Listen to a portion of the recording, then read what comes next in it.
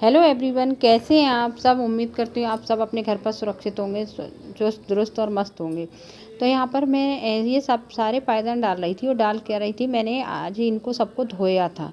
मैंने धोया, हाथ से रगड़ रगड़ के था और मैंने सुखाया मशीन में था।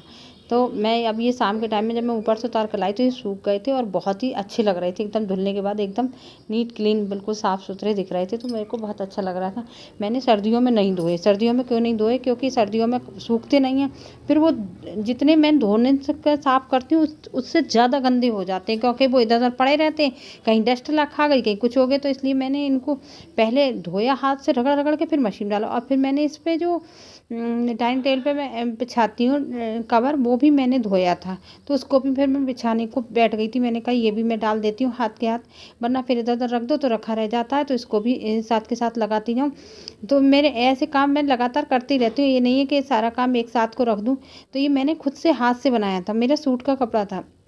तो मैंने इसको सॉरी मैंने इसको खुद से मतलब बनाया था। इसमें अंदर मैंने वो इसमें पन्नी भरी थी और इसको सही से करके बनाया था। मेरे पास एक सूट का कपड़ा रखा था, मैंने पहले तो ले लिया, फिर मुझे ज़्यादा पसंद नहीं आया, हल्का सा कपड़ा लग रहा था इसका। तो इसलिए मैंने फिर इसको डाइनिंग टेबल का कवर बना दिया था। तो यहाँ पे मैं इनको बिछा रही थी और इनका पीछे मैंने येलो कलर लगाया था और सामने से मैंने लगाया था ग्रीन कलर। तो दोनों ही लगा दिए थे। कभी मैं येलो कलर की तरफ से बिछा देती हूँ, कभी इस कलर की तरफ से बिछा देती हूँ, और कभी कलर कॉम्बिनेशन करके मैं दोनों चीनी निकालने।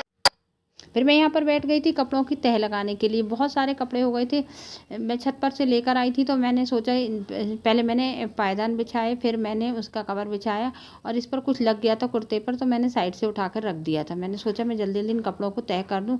बहुत सारे कपड़े हो गए थे एक साथ, मतलब सर्दियों के कपड़े एक तो वैसे भी ज़्यादा होते हैं, ऊपर से 2 दिन में मशीन नहीं लगा पाई, तो फिर कपड़े ज़्यादा हो गए। और ज़्यादा कपड़े हो जाते तो उनको सबसे ज़्यादा गंदा काम लगता है उनकी तह लगाना। तह लगाने में ऐसा लगता है कि पूरा टाइम ही जा रहा है। और फिर ये काम तो मतलब पता नहीं चलता है कौन कौन से काम छोटे छोटे पूरे दिन घर में लगे ही रहते हैं और हम लोगों को पता ही नहीं चलता कि हमने कितना सारा काम भी कर लिया।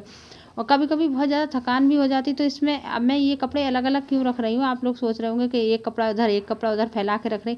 तो कुछ तनु के कपड़े हैं तो वो तनु की लाइन बना रखी, तो वहाँ पे रख रही हूँ। ईशू के कपड़े ईशू की लाइन में रख रही हूँ, क्योंकि सबकी मैंने अलमारियाँ अलग अलग बना रखी है। अगर एक अलमारी में सारे कपड़े रख दूँ ना, तब तो ये बच्चे खो ही देंगे। तो इधर जहाँ ईशू के कपड़े वहाँ ईशू के लगा रही है, तनु के कपड़े वहाँ तनु के लगा रही है, तनु के पापा के कपड़े वहाँ लगा रहे। फिर मैंने इसको दिव्या को आवाज़ दी, मैंने दिव्या आज कपड़े बहुत हैं, थोड़ा सा तय करवा लो वरना मेरे को देर हो जाएगी। क्योंकि आज ये बच्चे ना, आपने वीडियो में सुना ही था कि मम्मी आलू का पराठा खाना है, मम्मी आलू का पराठा खाना है। तो फिर मैंने सोचा था कि आलू मटर का आज इनको पराठा बना के खिला दूँ। तो वो भी मैंने तैयारी शुरू कर ही दी थी। और फिर मैंने यहाँ पर ये 2 किलो मटर लेकर आई थी पहले से। तो मैं दिव्या से तनु से कह रही थी मटर छिलवा। अगर मैं बच्चों को इस तरीके से लालच में लेकर नहीं बैठा लूँ तो फिर मेरे को अकेले ही छीलनी पड़ती है। अच्छा 1 किलो आधा किलो होती तो मैं खुद से ही छील लेती हूँ, पर 2 किलो मटर तो छीलने में बहुत ही ज़्यादा टाइम लग जाता। फिर मैंने बहुत सारा वीडियो मतलब कट कर दिया था, यानी बना नहीं पाई थी। कट क्या कर दिया था, बना ही नहीं पाई। इसमें दिव्या को और तनु को मैंने कंपटीशन से मटर छिलवाई। तब दिव्या से कहा कि तू मटर छील, मैं तेरे को भी चीज़ दूँ, मतलब पैसे दूंगी और वो करूँगी। मैंने इनको थोड़ा थोड़ा मटर बांटी, कौन पहले छील लेगा कौन पहले छीलेगा। इस समय तो ये दोनों ही कर रही, मैं रसोई का काम निपटा रही थी। फिर बाद में मैं भी बैठ गई थी। तो फिर क्या कहते हैं, अब वो वीडियो मैं नहीं बना पाई, मेरा कुछ काम चल रहा था मोबाइल पे, तो इस चक्कर में नहीं बना पाई। तो इन दोनों ने फिर बैठ कर कंपटीशन के उसमें छील दी थी। इनको आधा घंटा लगा था, अगर मैं अकेले छीलती तो 1 घंटा पूरा लग जाता, तो फिर बहुत टाइम चला जाता। और फिर मुझे खाना भी बनाना था, इसलिए तनु को भूख भी बहुत लग रही थी। कह रही थी इसको पता नहीं क्या है, आलू टमाटर की सब्ज़ी कम पसंद आती है, वैसे ज़्यादातर हर सब्ज़ी खा लेती है। तो पता नहीं क्यों आलू टमाटर की सब्ज़ी को करती, मम्मी मुझे आलू टमाटर की सब्ज़ी नहीं खानी, मम्मी मेरे को आलू टमाटर की सब्ज़ी नहीं खानी। तो बच्चा नहीं खाता तो उसको भी ध्यान देना पड़ता है। हाँ, आलू का पराठा उसका बहुत फेवरेट है। सबकी अलग अलग फरमाइशें होती हैं। जब ये थोड़ा सा मैच्योर हो जाएंगे, समझ जाएंगे, हाँ दिव्या कर लेती है एडजस्ट। अब कल मैंने आलू पालक की सब्ज़ी बनाई थी, तो उसमें थोड़ा नमक डालना भूल गई थी। और नमक डालना भूल गई तो इन बच्चों का बहुत मूड ख़राब हो गया। तो कह रही तुमने कल भी आलू पालक की सब्ज़ी बना दी, उसमें नमक डालना भूल गई, आज तुम आलू टमाटर बना रही हो, इसको पसंद नहीं। तो कह रही मैं नहीं खाऊंगी, मैं नहीं खाऊँ। तो फिर मैंने सोचा कि क्यों ना आलू के पराठे का आटा लगा लूँ, इसलिए मैं उधर आटा लगाने बैठ गई थी और ये दोनों बैठ के अपना मटर छीलने का काम करने लगी थी।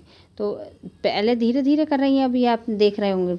और उसके बाद जब मैंने इनको कंपटीशन पे लगा दिया कि बेटा जो देखें कौन जल्दी करेगा, देखें कौन जल्दी करेगा, तब फिर तो इन लोगों ने इतनी तेज़ी से काम किया था मतलब पता नहीं चला, बहुत जल्दी मटर छील दी। और अगर ये लोग ना छीलते तो मैं मटर आलू की सब्ज़ी या आलू मटर का पराठा मैं बना भी नहीं पाती। मैंने मटर को ग्राइंड करके और आलू को पीस करके और फिर उसको फ्राई कर दिया था, बिल्कुल सुखा दिया था, वरना वो थोड़ा गीला गीला सा होता है तो पराठे में से निकलता है। मैंने उस डिब्बे से मिक्सी में पिसवा लिया था, तो उसको पीसने के बाद फिर मैंने फ्राई किया था। उसके बाद फिर मैंने भरा था उसमें। तो इन बच्चों को बहुत पसंद भी आया था। अब बच्चों से अगर आप कुछ खाने का लालच दे दोगे तब तो आप करवा सकते हो काम को, अदरवाइज़ आप इन लोगों से काम करवा लो, ये तो हो ही नहीं सकता। बच्चे इतना दुखी करके रख देते हैं कि बात को सुनते ही नहीं है। मम्मी अभी नहीं, थोड़ी देर में छील देंगे, मम्मी अभी नहीं, थोड़ी देर में छील देंगे। ये लोग यही बहाना बनाते। और अगर वो, तो मैंने ये गेम खेला कि अगर तुम लोग छील दोगे तो मैं आलू मटर का पराठा बना दूंगी तुम लोगों को, और नहीं छीलोगे तो मैं नहीं बनाऊंगी। तो इन लोगों को फिर वो अच्छा लगा, तो वो कह रही हैं कि मम्मी अच्छा हम छील देंगे तो हम बना दोगे। मैंने कहा हाँ बना देंगे। तो फिर मैंने इनके लिए फिर तैयारी शुरू कर दी थी और मैं भी काम में अपना लग गई थी।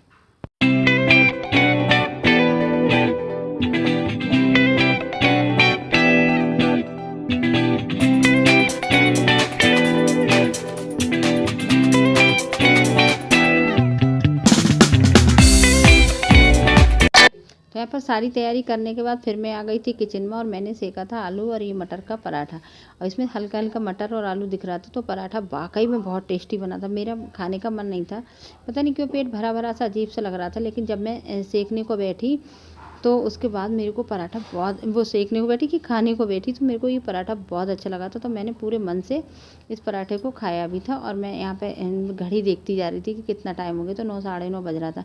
मैं आटे को मलकर उसमें रख लेती हूँ एक बर्तन में, जिससे कि मतलब, और फिर उसको धो देती हूँ आटे के बर्तन को, क्योंकि फिर बर्तन वाली आती है तो वो गंदा हो जाता है, फिर मेरे को वो अच्छा नहीं लगता है, क्योंकि उसमें थोड़ा होती है। फिर ये तनु, दिव्या, ईशु, तनु के पापा, मैंने तीनों चारों को एक साथ खाना खाने के लिए बिठा दिया था। मैं अकेली रह जाऊँगी, मैं अपना बाद में आराम से फुर्सत से बैठ के खा लूँगी। और यहाँ पर तनु के पापा खाते जा रहे थे और टीवी की न्यूज़ देखते जा रहे थे, तो उस टाइम मैंने इसीलिए आवाज़ को म्यूट कर दिया था। और इन बच्चों को बहुत अच्छा लगा, तो तनु ने खुद से ही ये वीडियो बनाया था और दिखा रही थी, वीडियो में कर रही थी कि बहुत ही टेस्टी बना है, मुझे बहुत पसंद आया है। और यहाँ पे ईशू भी बैठ के खा रही थी, वो ओढ़ के बैठ गई थी। दिव्या हुई थी, वो सोफे पे बैठे हुए थे। वैसे वो भी नीचे ही बैठ के खाते हैं, लेकिन कभी कभी मन होता है तो बैठ जाते हैं। डाइनिंग टेबल पे कोई नहीं खाता, क्योंकि ये हमेशा कहते हैं कि डाइनिंग टेबल पे खाना खाना ज़्यादा अच्छा नहीं रहता, ज़मीन पे बैठ के खाना खाना चाहिए, जो कि सेहतमंद होता है। पहले के लोग तो हमेशा डाइनिंग टेबल पर ही, ज़मीन पर बैठ कर ही खाना खाते थे, जो कि आपकी स्वास्थ्य की दृष्टि से बहुत अच्छा होता है। अब हालांकि हम लोग नई टेक्नोलॉजी को अपनाने लगे, नई नई चीज़ों पे अपना वो करने लगे हैं। खैर कितने भी मॉडर्न हो जाएं, जो चीज़ें स्वास्थ्यवर्धक होती हैं उनको समझना चाहिए। और फिर ये अगले दिन की सुबह है, अगले दिन की सुबह मतलब आज की सुबह मैं नहाकर आ गई थी। मैंने आज अपने हेयर वॉश किए थे, तो मैं अपने बाल धोकर फिर आ गई थी। मैंने कहा बाल धोकर मैं सुखा लूँ। अब मैं धूप में नहीं गई, क्योंकि आजकल आप देख सकते हैं धूप बहुत ज़्यादा तेज़ हो रही है, और इतनी तेज़ धूप में आप कैसे मतलब खड़े हो सकते हो। ज़रा देर को जाओ, जब जाओ तब तो सही लगता है, और फिर थोड़ी देर में ही क्या हो जाता है, थोड़ी देर में इतनी तेज़ धूप लगने लगती है कि वहाँ पे खड़ा होना मुश्किल हो जाता है। तो इसलिए मैंने यहीं पे बालों को सुखा लिया था, और मैं नीचे ही अपने बालों को करने लगी थी। और मैं ना तो बालों को हेयर ड्रायर से सुखाती हूँ और ना ही ऐसे करके, मैं तो केवल टॉवल से पोंछ लेती हूँ। और कभी ज़्यादा वो होती है, मतलब ठंड होती है, तो मैं धूप में बैठ के सुखा लेती हूँ।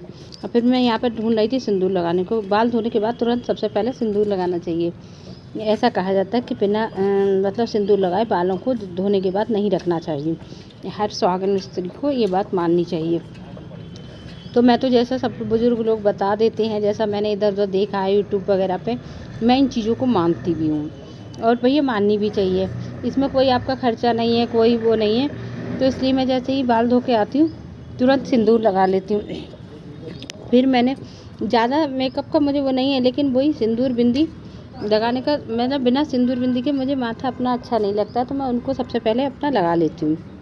लिपस्टिक भी मैं तब लगाती हूँ रेयरली, जब मार्केट वार्केट जाती हूँ, कहीं जाना वाना होता है या कुछ करना होता है तो मैं लगा लेती हूँ। और मैं सूखा सिंदूर लगाती हूँ बाल धोने के बाद। मुझे सूखा सिंदूर लगाना बहुत पसंद है, मतलब एकदम से सिर में रुकता है काफ़ी दिनों तक। मुझे वो कुमकुम वाला जो गीला सिंदूर होता है वो मुझे बहुत ज़्यादा पसंद नहीं है, बहुत ज़्यादा गर्मी पड़ती है तब मैं लगा लेती हूँ, अदरवाइज़ मैं हमेशा जो है वो सूखा सिंदूर ही लगाऊँ। बाल धोने के बाद तो ख़ास तौर से। उसके बाद फिर मैंने ये शॉल ओढ़ा। ये शॉल मेरा जो है वो दिव्या लेकर आई थी अपने पैसों से, अपनी कमाई से, उस अपने शौक़ में लेकर आई थी। मेरे को एक रेड कलर का शॉल ओढ़ने का मन कर रहा था, तो वो इसलिए मेरे लिए लेकर आई थी। फिर मैं यहाँ पर ये सब अपना करने के बाद फिर मैं पूजा करने आ गई थी मंदिर में। मैंने कहा पूजा का टाइम हो रहा है और मैं पूजा करने आ गई। तो यहाँ पर मैं आपको भी भगवान जी के दर्शन करा रही थी। तो अगर आपको मेरी वीडियो अच्छी लगती तो मेरी वीडियो को लाइक कर दिया करिए, मेरे चैनल को सब्सक्राइब कर दीजिए, अपने दोस्तों के साथ शेयर भी करिए।